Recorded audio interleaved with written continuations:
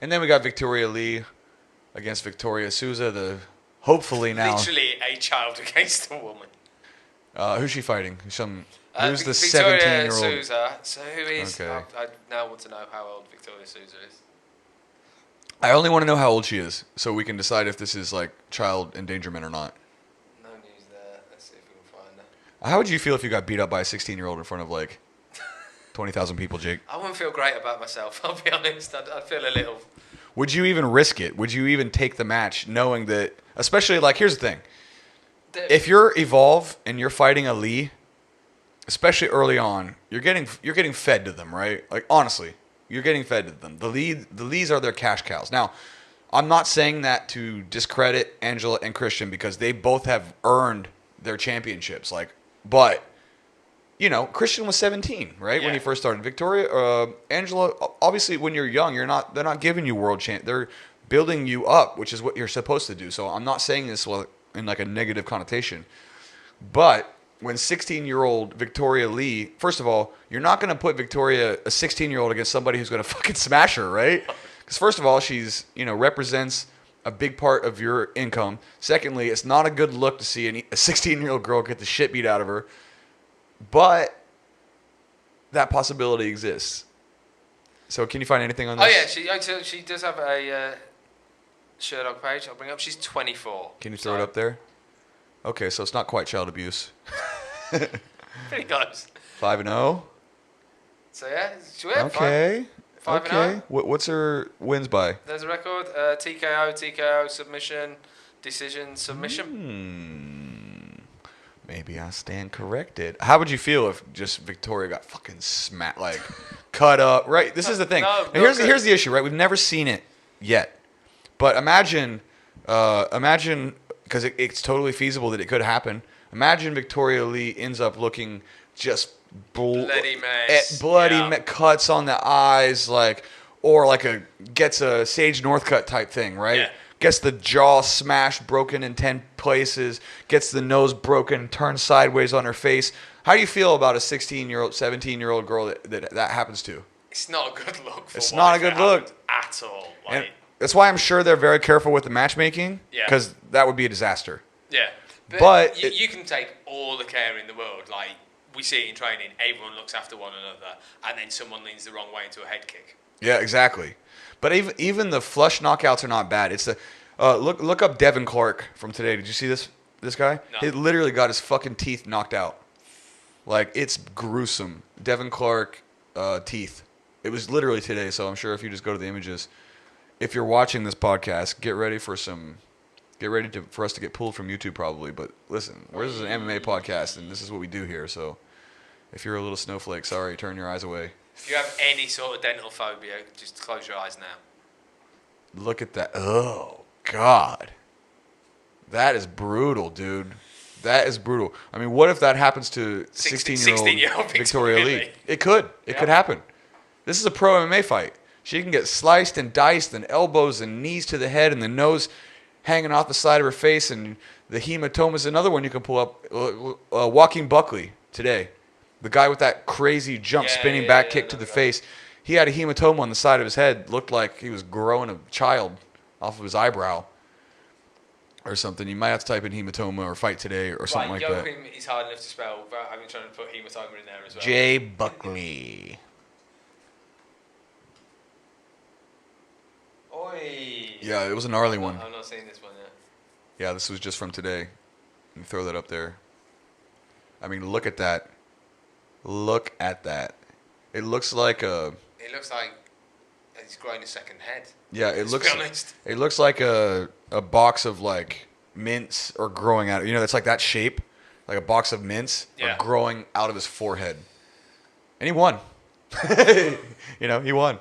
So listen, this 16-year-old fighting stuff in one is cool in a way.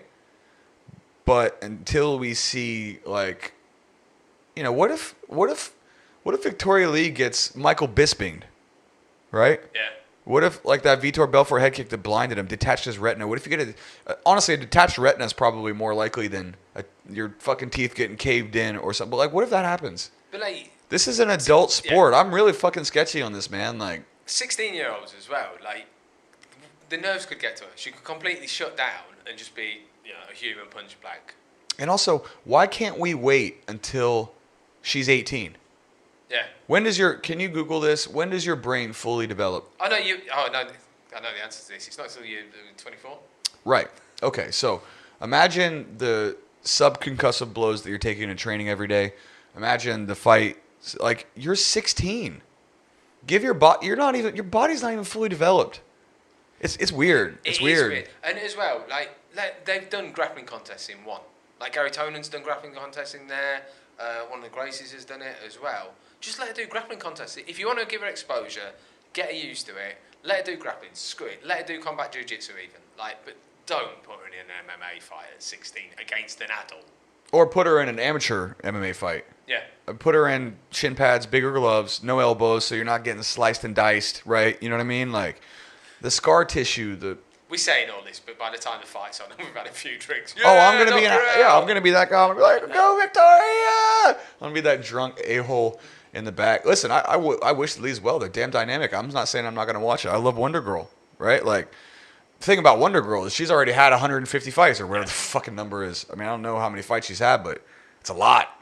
So for her, you can't tell her not to fight. She's already had so many in Thailand that what are you gonna do? Yeah. Right. But it's a tough one, and it will last as long as what's weird? As bureaucratic as Singapore is, as on point as everything here is, how is there no athletic commission that's like, we probably can't fly foreigners into our country, American foreigners into our country, and have them beat the shit out of each other on television with zero oversight. Like, honestly, what they just announced, Chatri announced that they were going to look at that fight. I can't remember who, maybe you can find it. But there was a recent fight in one where the board of directors, if you're listening to this podcast, the quote unquote, air quote, board of directors has decided to review this decision that happened in one. This was like 2 weeks ago or something like that. Denise Benega versus Amsioe. Jesus Christ. It's like, those were definitely sounds that you made. Oh, I saw that fight. She got a massive cut. Yeah. Yeah. Can you pull it up and try to say the names? I can't see it, so if you fail, it's okay. It's fine. Even if you lose, you win. Denise for now. Okay, and what's the other one? I should know your second name, but I don't. Here we go. Denise has plenty of sympathy following a split decision loss to Sam Heo-hee. And now one championship boss, Chatri, revealed the fight is under formal review. The South Korean veteran picked up a controversial victory on her promotional debut, and in the 24-year-old Filipino, her first loss at Friday night's all-female empowerment card in Singapore. But Chatri announced in a Facebook post on Sunday that the Atomate Grand Prix quarter-final bout will be looked at by ONE's competition committee. Competition. Committee. Which could overturn the result, but why? It doesn't say why. It doesn't say why, and this is my point. There's zero oversight for any of this, right? There's no athletic commission in Singapore that manages this. I don't know how on earth in this country that is so on top of so much shit you can allow, first of all, the owner of Evolve to also be the owner of One, and you can allow them to, he can pretty much make the matches he wants. There is a matchmaker, but Chachi obviously can influence it. Yeah. You have no athletic commission, so you can have whoever the fuck this board of directors are. Who is it? Who are these people? You know who it is in America? Oh, it's the Nevada State Athletic Commission. You know who those people are? Yes, because we can Google them. We know they have open hearings. You can find out exactly if they're going to overturn whatever, if they're going to look at something. You can find out who those people are, and they will do live open meetings to discuss this stuff. Who's doing this for one? How are they allowed to go in and potentially overview a fight, and based on what criteria? This is a professional fighter. And the good news is they chose not to overturn this. Yeah. But every other time they did. I think it's the third time it's happened. The first two times they overturned it. The most recent time they didn't. They don't do themselves any favours as well, because it seems to show favouritism. Speak right into that, dude. I'm sorry, yeah. He doesn't, like, they don't do themselves any favours because they seem to favour their own fighters. I'm not saying that's the case, but that's the impression that everyone has. Well, whether they favor them or not, they're certainly able to favor them. That's the issue. Yeah. Right? It's not. I'm not even saying they do. They do. I'm not saying they do. They do. But the potential, I have no proof of it, right? But I've seen some of the matchmaking that's happened, right? And I've seen some matches get overturned. And were they questionable? Yes. Should they be overturned? Maybe. But should you have the authority to do that? No.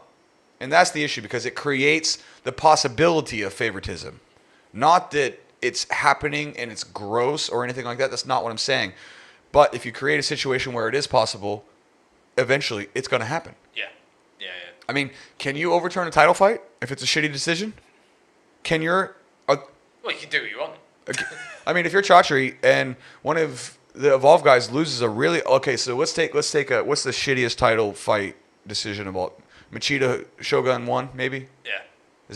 Is that the worst decision in a title fight that you can think of? None spring to mind. But most people agree that that's a a quote-unquote robbery, right? Oh, well, if you want to go slightly more modern, John Jones, Dominic Reyes. Okay. It was someone, I feel like the first one was more clearly... Like, that one, I agree with you. But I can also see whatever, right? I mean, the Machida Hua first fight, Shogun fight, was clearly Shogun should have won that fight. I tell you, Holloway Volkanovski. There was no way Holloway lost that fight. Yeah, that's fair. But universally, the Machida Shogun fight was pretty much considered to be... Actually, I don't agree with this, but even Johnny Hendricks GSP. Yeah. Literally every single expert picked Hendricks in that fight. Yep. So let's say we get a Machida Hua, but I love GSP too much, so I'm not going to use him as an example because I'm biased as fuck. So let's say that it's a Machida Shogun 1 example. Can you go in and your board of directors or whatever the hell go in and overturn a title fight? If there's nothing that says you can't. Then you can. Yeah, then you can. Yep. So, I mean, this is the stuff that I would like to see one do, but no company wants to impose You just sounded like oversight. You said something really bad. What did I do? No, and then it sounded like you said the C word. Tell me. What No, because you stuttered, and it sounded like you said no. No cunt? Yes. Oh, why don't you just say it? This is our podcast, man. I've sworn 200 times already. Jake's afraid of the C word. The C word's a big one, though. That's the one. But that's the best. That's the most awesome British term ever. We save that for special occasions. I disagree. Just throw it out any random situation. It's awesome. But anyway, so that's my dumb spiel on that.